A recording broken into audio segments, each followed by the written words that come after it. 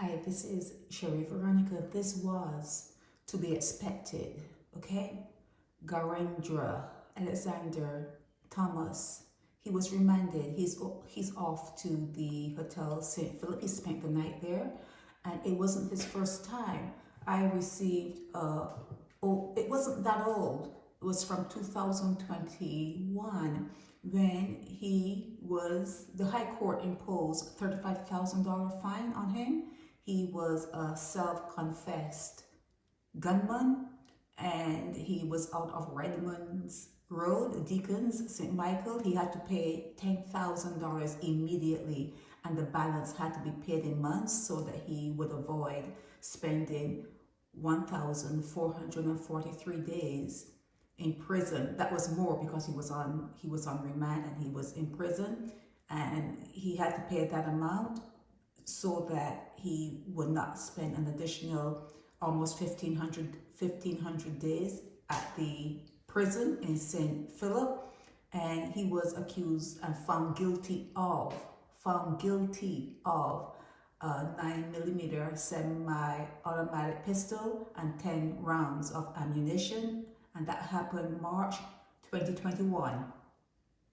March 2021, we are in November, this is December 2025. So he is like recently out of prison, and here it is that he is in court for 19 charges, including murder. He was remanded on 19 charges, including murder. And you know what tugged at me a little bit? His grandmother was in the court bawling her eyes out.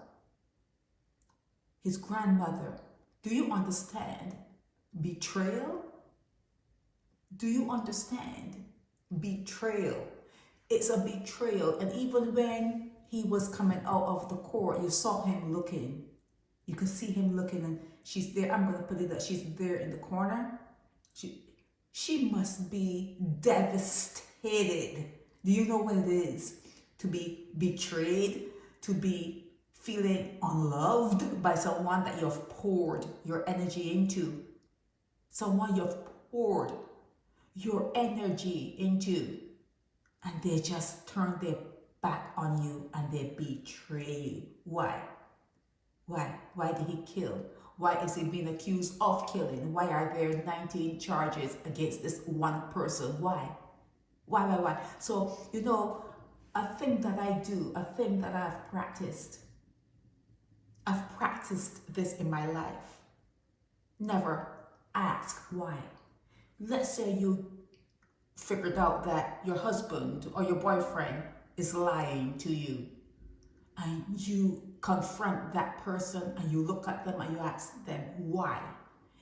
You think that the liar is going to tell you the truth? Are you thinking of a one moment that the liar that you have discovered is going to tell you the truth? You're asking the liar to speak the truth, and it's a stupid thing. You've got to reach the point where you stop asking people why. I can put that out in my blogs from your point of view, because I'm speaking from someone else's point of view. I spoke to someone early this morning. It's from a point of view. But I said it to that person. I was sitting on my bed, and I said to that person, try to grow yourself, try to mature your brain, try to understand the words that you may ask of people, or you say these things to people expecting a response. Do not ask anyone. When you have discovered something, when the heavens and the gates of providence, when you are bestowed information, knowledge, when the light is turned on and you can see the light of day, you can see clear as day, when you know something, do not ask why.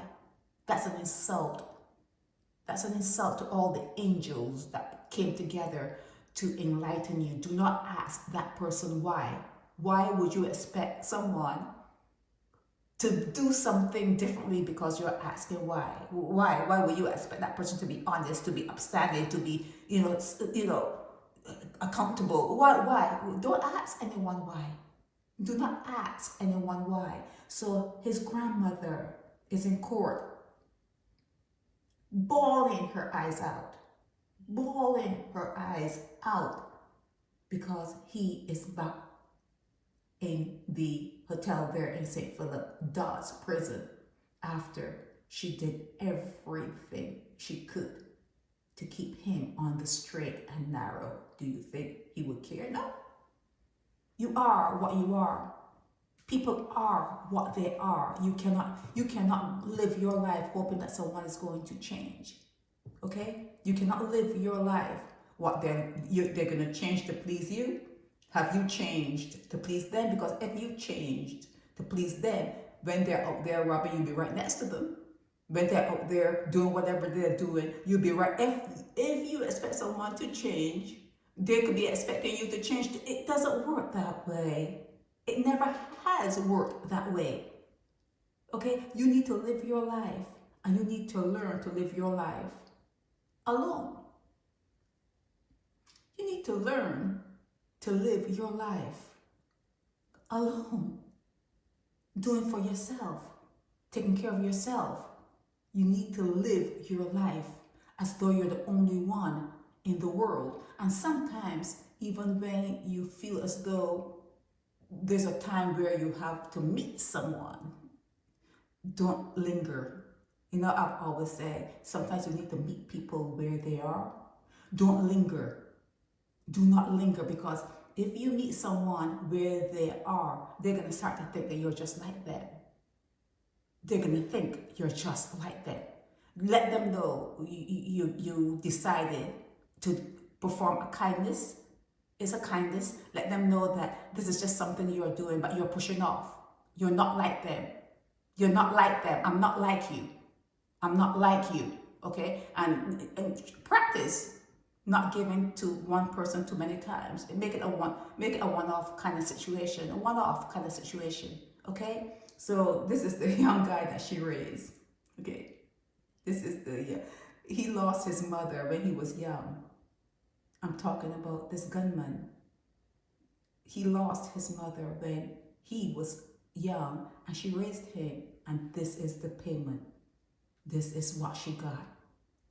So, this is what she got in court, bawling out a river. Cry me a river. That's probably what he was saying. Cry me a river, Granny. Cry me a river. Nothing that you do can change this outcome. I'm going to Dodds prison today. I'm going to Dodds prison today. There's nothing, no amount of tears that can change this situation.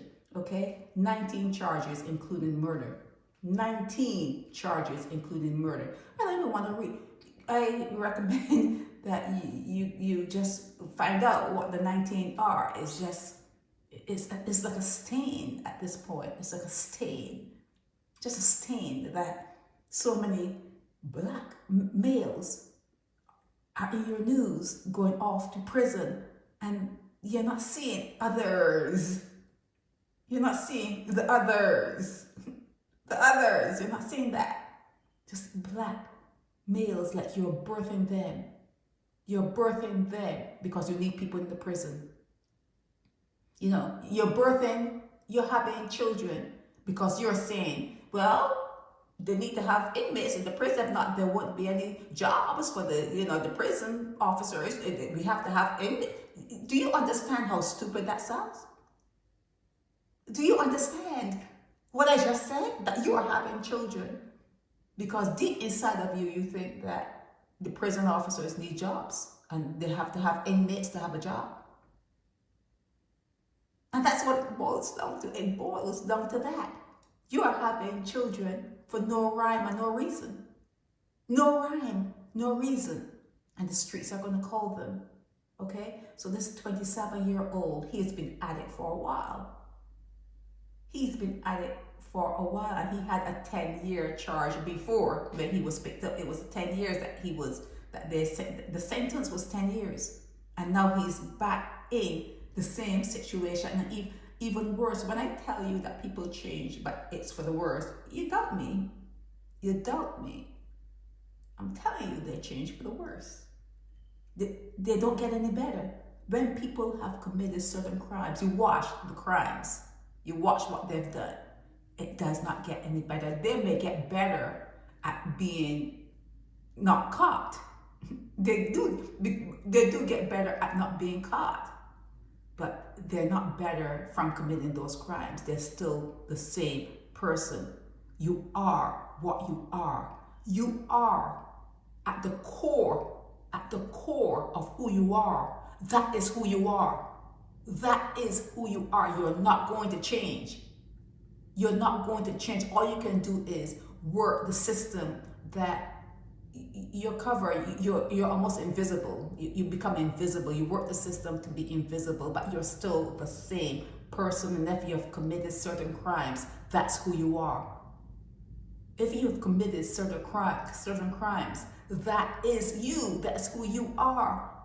So another thing, when you hear people walking around talking about having their criminal records expunged, and you know that they killed someone or they did other things, they're lying to you.